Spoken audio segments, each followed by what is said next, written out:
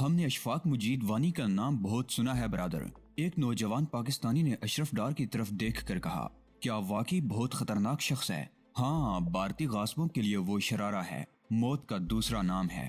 اشرف ڈار کے چہرے پر مسکراہٹ دوڑ گئی۔ تم تو اسے جانتے ہو گے احمد، ہمارے اسکول کا طالب علم تھا۔ کیا؟ احمد نے کانگڑی ذرا قریب کھسکاتے ہوئے حیرت سے اشرف کی طرف دیکھا۔ وہ ایرا اسکول سری نگر کا طالب علم تھا وہ؟ ہاں، بعد میں اس نے ڈان باسکو اسکول میں بھی تعلیم حاصل کی تھی۔ اذان ایسی دیتا ہے کہ دل بر آتا ہے۔ پہلے شوق بلالی ہی تھا، مگر اب شوق شہادت بھی ہے اسے۔ نظریاتی طور سے ہم سے جدا ضرور ہے، لیکن ہماری منزل ایک ہی ہے۔ شوق جہاد اسے فلم عمر مختار دیکھ کر ہوا۔ سب سے اہم بات یہ ہے کہ اشفاق نے بنگال کے نکسل باڑیوں کی پوری تحریک کا جائزہ کلکتہ جا کر لیا، اور اب اس انداز میں وہ اور اس کے ساتھی ہمارے ساتھ کام کر رہے ہیں۔ اس بار مقبوضہ کشمیر میں جو انتخابات ہو رہے ہیں، مجھے یقین ہے کہ اشفاق ان کے خلاف رائے عامہ ہموار کرنے میں بھی بہت آگے ہوگا۔ اشرف ڈار کے چہرے کی چمک بتا رہی تھی کہ وہ اشفاق مجید وانی کا ذکر کر کے بہت خوش ہو رہا ہے۔ ایک مجاہد دوسرے مجاہد کے ذکر سے اسی طرح ملول ہوتا ہے۔ مقبوضہ وادی میں پولیس کے ہاتھوں نوجوانوں کی گرفتاریاں یقیناً انتخابات میں اپنی پسند کے امیدوار کامیاب کرانے کے لیے دلی سرکار کے کسی اہم منصوبے کا حصہ تھی، لیکن گرفتاریاں شروع ہوتے ہی وادی میں زبردست ہنگامے شروع ہو گئے۔ شبیر احمد شاہ کی گرفتاری نے مسلح جدوجہد کو تیز کیا تھا، تو عبدالحمید شیخ کی گرفتاری نے مجاہدین کی مختلف تنظیموں کو قریب کر دیا تھا۔ سازگری پورہ کے واقعات کے بعد جب اخبارات میں حزب المجاہدین کے قیام کا اعلان ہوا تو پوری وادی میں خوشی کی ایک لہر دوڑ گئی۔ اللہ کا شکر ہے کہ سکندر جیسے لوگوں کی کوششیں رائگاں نہیں گئیں، زوبی نے دیوار سے ٹیک لگا کر کہا۔ اس وقت وہ دوسری خواتین کے ساتھ ریگل چوک سری نگر کے ایک مکان میں تھی۔ یہاں دختران ملت کا اجلاس ہوا تھا، جس میں سری نگر، اننت ناگ، اسلام آباد اور بارہ میں حمید کی گرفتاری کے بعد شروع ہونے والی ہڑتال میں خواتین کے کردار پر بحث ہوئی تھی، اور یہ فیصلہ ہوا تھا کہ اب عورتیں بھی زیادہ سرگرمی سے جدوجہد میں حصہ لیں گی۔ 1 نومبر کو مختلف علاقوں میں مظاہرین اور پولیس کے درمیان سینکڑوں مقامات پر تصادم ہوئے تھے، جن میں ایک مرد کے ساتھ ایک عورت بھی شہید ہوئی تھی۔ اور ہاں، ٹیپو کی بھی یہی خواہش تھی کہ سب یکجا ہو کر کام کریں۔ شہلا نے کچھ سوچتے ہوئے کہا، لیکن ابھی JKLF اس اتحاد میں شامل نہیں۔ کنول کا چہرہ مرجھایا ہوا تھا۔ تو اس سے کیا فرق پڑتا ہے؟ ثنا بولی، وہ اتحاد میں ہوں یا باہر، ہمارے ہیں اور ہمارے رہیں گے۔ کیا ہم لوگ یہ بھول سکتی ہیں کہ JKLF کے مجاہدین نے شہلا کو بچانے کی جو کارروائی کی تھی، اس میں ایک کڑیل نوجوان شہید ہوا اور حمید شیخ گرفتار؟ یہ خون سے خون کا تعلق ہے میری بنو۔ کوئی تنظیمیں شامل ہے اور کوئی نہیں، لیکن جدوجہد برابر کی ہے، ایک مقصد کی خاطر۔ تم بالکل سچ کہتی ہو، کنول ایک طویل سانس لے کر بولی۔ خیر چھوڑو، اب مسئلہ یہ ہے کہ میں اننت ناگ جانا چاہتی ہوں، مگر وہاں کرفیو نافذ ہے۔ اب کیا کروں؟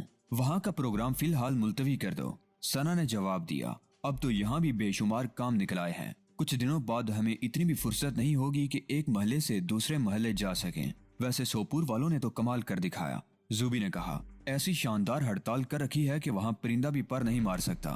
یہ سب اپنے بھائی ساکی اور ان کے ساتھیوں کا کارنامہ ہے، شہلا نے بڑے فخر سے کہا۔ وہ کہہ گئے تھے کہ اس بار سوپور پیچھے نہیں رہے گا۔ میرا یقین ہے کہ اب وادی کا کوئی بھی علاقہ کسی بھی علاقے سے پیچھے نہیں رہے گا دوستو، زوبی نے سر اٹھا کر جواب دیا۔ آزادی کی جدوجہد اب شروع ہوئی ہے، تو ہمارا قافلہ منزل پر جا کر ہی دم لے گا۔ سنو، ہم کتنے خوش قسمت ہیں، تاریخ اپنے سامنے بنتے ہوئے دیکھ رہے ہیں۔ یہ سچ ہے کہ ابھی ہر طرف ظلم کے سائے ہیں، جبر کے اندھیرے ہیں، لیکن ہر گپ اندھیرا روشنی کا پیغمبر ہے۔ اپنے فیض صاحب نے کیا خوب کہا تھا، یہی تاریکی تو ہے غازۂ رخسارِ سحر، صبح ہونے ہی کو ہے اے دل بیتاب ٹھہر۔ DSP اصغر علی نے انسپیکٹر بدر عالم کی طرف دیکھ کر برہم لہجے میں کہا، ہوا کیا؟ یہ SP اللہ بخش کی مت ماری گئی تھی کہ وہ اسے لے کر ہسپتال چلا گیا۔ کیا راج باغ انٹروگیشن سینٹر میں ڈسپینسری نہیں تھی؟ اب دیکھ لو، 1 ہفتہ گزر گیا ہے، لیکن حمید شیخ اسپتال ہی میں ہے۔ اگر ہمارے ہاتھ لگ جاتا تو بہت سی باتیں معلوم ہو جاتی۔ اشفاق وانی، یاسین ملک کا تو پتہ چل ہی جاتا۔ یہ بھی ممکن ہے کہ ٹیپو اور سکندر کی اصلیت بھی سامنے آ جاتی۔ میں نے IB والوں سے بات کی ہے کہ وہ ٹیپو اور سکندر کے بارے میں جلد از جلد کوئی رپورٹ دے سکیں۔ جہنم میں گئے IB والے، وہ کیا کر لیں گے؟ انہیں شبیر احمد شاہ کا سراغ ملا تو دوڑ گئے ملٹری انٹیلیجنس کے پاس۔ ارے اگر ہم سے رابطہ کر لیتے تو ہم خاموشی سے شاہ صاحب کو پکڑ کر لے آتے، اور کسی کو کانوں کان بھی خبر نہیں ہوتی۔ شاہ صاحب سے بہت کچھ اگلوا کر ہی ان کی گرفتاری کا اعلان کرتے۔ وہ تو ٹھیک ہے، لیکن دیکھو بدر عالم، مجھے حمید شیخ چاہیے ہر قیمت پر، خواہ اس کے لیے ایس پی عبداللہ بخش کو بھی دھوکہ کیوں نہ دینا پڑے۔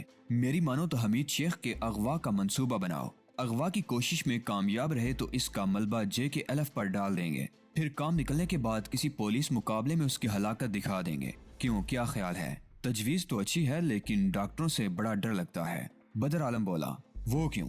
ڈاکٹر گرو معاملے کی تہہ تک پہنچ جائے گا، بڑا کایا ہے، اسے شبہ بھی ہو گیا تو وہ فرمان جاری کر دے گا کہ اسپتالوں میں زخمی ہو کر آنے والے پولیس افسروں کی مرہم پٹی نہ کی جائے۔ وہ پہلے بھی ایسا کر چکا ہے، یاد ہے آپ کو؟ چیف منسٹر نے خود معافی مانگی تھی۔ اس بار ایسا نہیں ہوگا بدر عالم، تم تیاری کرو، میری طرف سے تمہیں کھلی اجازت ہے۔ اگر ڈاکٹروں نے مزاحمت کی تو ایک دو کو گولی مار دینا، مجاہدین کے بیس میں جانا، سب کچھ آسان ہو جائے گا، سمجھے؟ سمجھ گیا۔ بدر عالم نے سر ہلایا، دونوں کے چہروں پر شیطانی مسکراہٹ دوڑ گئی۔ دونوں جانتے تھے کہ حمید شیخ سے وہ کتنے راز اگلوا سکتے ہیں، انہیں بہت کچھ معلوم تھا، لیکن وہ اس اٹل حقیقت سے واقف نہیں تھے کہ اب وقت ان کے ساتھ نہیں رہا۔ ان کی گفتگو چھپ کر سننے والے شخص نے ایک طویل سانس لی اور سیدھا ایس پی عبداللہ کے دفتر کی طرف دوڑ گیا۔ وہ یہ جانتا تھا کہ نوکری اتنی اہم نہیں جتنا مقصد اہم ہے۔ وہ محض کانسٹیبل تھا، لیکن اصغر علی اور بدر عالم کی طرح بے خبر نہیں۔ اننت ناگ میں آگ لگی ہوئی عاصم۔ سکندر نے ٹیلی فون کا ریسیور رکھ کر اپنے اس ساتھی کی طرف دیکھا جو اس کی غیر موجودگی میں سری نگر کے کئی مسائل سے بہت کامیابی کے ساتھ نمٹ چکا تھا۔ سکندر کی واپسی کل ہی ہوئی تھی۔ عبدالحمید شیخ کے سلسلے میں اپنے ساتھیوں کی کامیابی کی تفصیلات سن کر وہ خوشی سے جھوم اٹھا تھا۔ پھر جب اسے یہ پتا چلا تھا کہ حمید کو اسپتال سے اغوا کرنے کی کوشش زوبی کے گروپ سے تعلق رکھنے والی نرسوں نے کس طرح ناکام بنائی ہے، تو اسے ایسا لگا جیسے کامیابی بہت جلد مجاہدین کے قدم چوم لے گی۔ اس وقت اسے اسلام آباد یعنی اننت ناگ سے یہ اطلاع ملی تھی کہ وہاں بہت زبردست مظاہرے ہو رہے ہیں، کرفیو کے باوجود لوگ مسلسل مزاحمت کر رہے ہیں۔ سوپور والوں پر اسے خاص طور سے حیرت تھی، وہاں بھی حمید کی گرفتاری اور اس کے ساتھی کی شہادت کے بعد سے اب تک مسلسل ہڑتال چل رہی تھی۔ جموں میں انتہا پسند ہندوؤں نے وادی کی ہڑتال پر برہم ہو کر مسلمانوں سے انتقام لینے کی جو سازش تیار کی تھی اسے جموں میں موجود مجاہدین نے ناکام بنا ڈالا تھا۔ حکومت کی حامی کئی افراد کے گھروں اور متعدد سرکاری عمارتوں کے اندر پے در پے دھماکے ہوئے تھے، جس کے بعد انتہا پسند ہندوؤں کو سانپ سونگ گیا تھا۔ 2 روز قبل سری نگر میں فائرنگ ہوئی تھی جس میں 2 افراد نے جام شہادت نوش کیا تھا۔ اس کا بدلہ لینے کے لیے فراز کے گروپ نے سینٹرل ریزرو پولیس کے ایک دستے پر دیسی ساخت کے بم پھینکے تھے، جس کے نتیجے میں 5 اہلکار زخمی ہوئے تھے۔ بھارت میں بابری مسجد کو شہید کر کے وہاں مندر بنانے کی خبروں پر بھی مقبوضہ کشمیر میں احتجاج کی لہر سی آئی ہوئی تھی اور 6 نومبر کو اسی سازش کے خلاف زبردست مظاہرے کیے گئے تھے۔ وادی کے علاقے میں حریت پسندوں نے انتظامیہ کو مفلوج بنا کر چھوڑ دیا تھا اور یہی وجہ تھی کہ سری نگر کے ہندو پنڈتوں نے ان سے اپیل کی تھی کہ وہ انہیں تحفظ فراہم کریں۔ کشمیری پنڈتوں کو بھی اب انتظامیہ پر بھروسہ نہیں رہا تھا۔ بھارتی جبر کے خلاف اگرچہ پورا کشمیر اٹھ کھڑا ہوا تھا، لیکن اننت ناگ کی بات ہی کچھ اور تھی۔ وہاں کے لوگ کٹھ پتلی پولیس اور انتظامیہ کا ڈٹ کر مقابلہ کر رہے تھے۔ 9 نومبر کو یہاں زبردست تصادم ہو چکا تھا۔ پولیس اور آزادی پسند عوام کے درمیان دست بدست لڑائی کے واقعات عام ہو رہے تھے اور ایسے ہی ایک واقعہ میں 40 پولیس والے زخمی ہوئے تھے۔ اس کے بعد 9 نومبر کو بھارتی فوج کے دستے اننت ناگ میں داخل ہو گئے تھے۔ انہوں نے وہاں فلیگ مارچ کیا تھا اور پھر پوری وادی میں حریت پسندوں کی اندھا دھند گرفتاریاں شروع ہو گئی تھی۔ واہ! سکندر نے اننت ناگ کا ذکر کرتے ہوئے سر ہلا دیا۔ کمال کے لوگ ہیں، جیوٹ بات کے سچے اور دن کے پکے۔ انہوں نے فوجی فلیگ مارچ کے دوران بھی زبردست نعرے بازی جاری رکھی تھی۔ عاصم نے بڑے فخر سے جواب دیا، لگتا ہے کہ اس بار انتخابات میں بھارتی باکس خالی ہی رہیں گے، بالکل خالی۔ سکندر نے اس پوسٹر کی طرف دیکھا جو آج ہی سری نگر میں جگہ جگہ لگنے والا تھا۔ اس پوسٹر میں عوام سے اپیل کی گئی تھی کہ وہ انتخابات کے نام پر ہونے والے ڈرامے کا مکمل بائیکاٹ کریں۔ ایک اور پوسٹر پہلے ہی دیواروں پر چسپاں ہو چکا تھا جس میں جے کے ایل ایف نے خبردار کیا تھا کہ ووٹ ڈالنے والے اپنا انجام یاد رکھیں۔ دونوں پوسٹروں میں ایک ہی بات کی گئی تھی، فرق صرف انداز کا تھا۔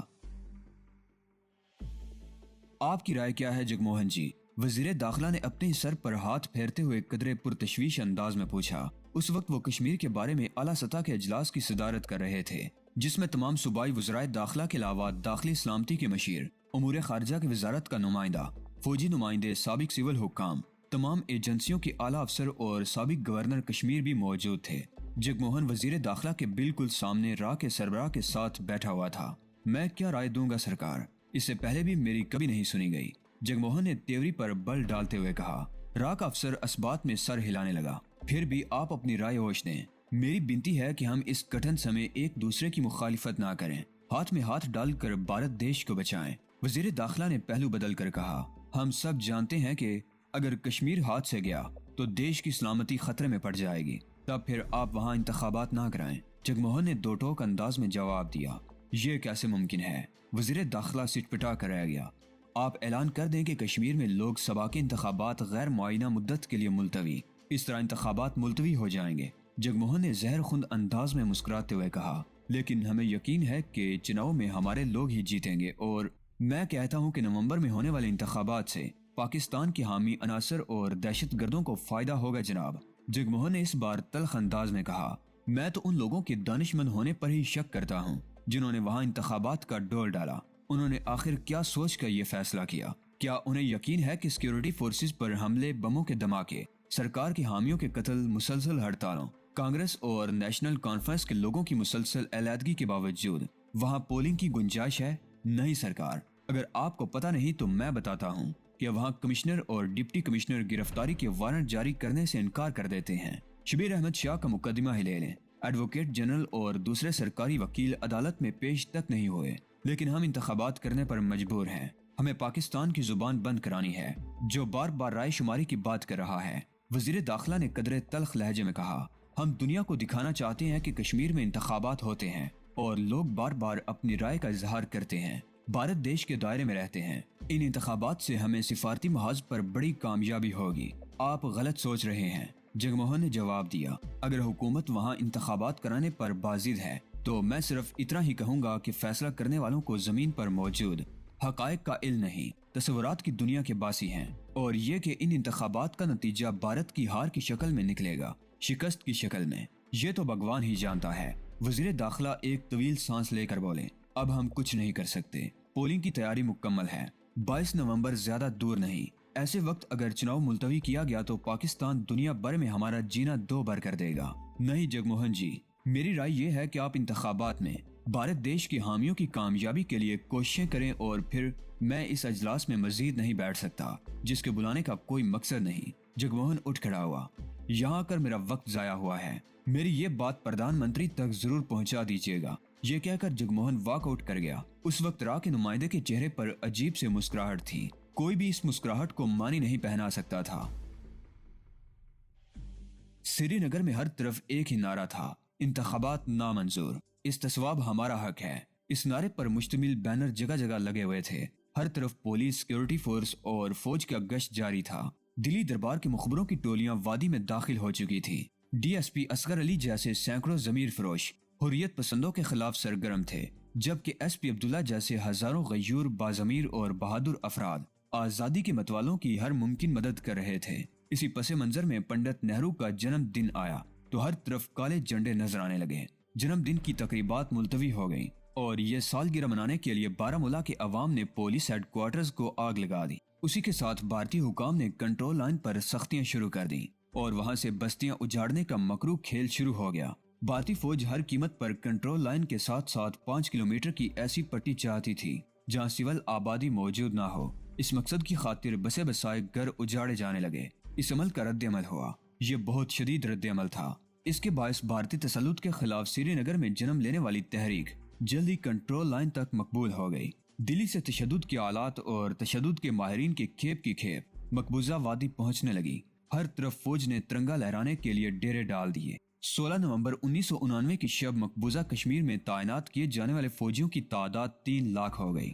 یہ 3 لاکھ فوجی بندوقوں، مشین گنوں اور توپوں سے لیس تھے، مگر ابھی یہ تعداد اس منصوبے کے مطابق نہیں تھی جو مقبوضہ کشمیر کے لیے جگموہن، را اور دیگر خفیہ ایجنسیوں نے تیار کیا تھا۔ ابھی مزید پلٹونوں، ڈویژنوں اور توپ خانوں کی ضرورت تھی۔ جگموہن اچھی طرح جانتا تھا کہ جب تک فوجیوں کی تعداد کا ہدف وہ حاصل نہیں کر لیتا، منصوبے پر عمل درآمد ممکن نہیں۔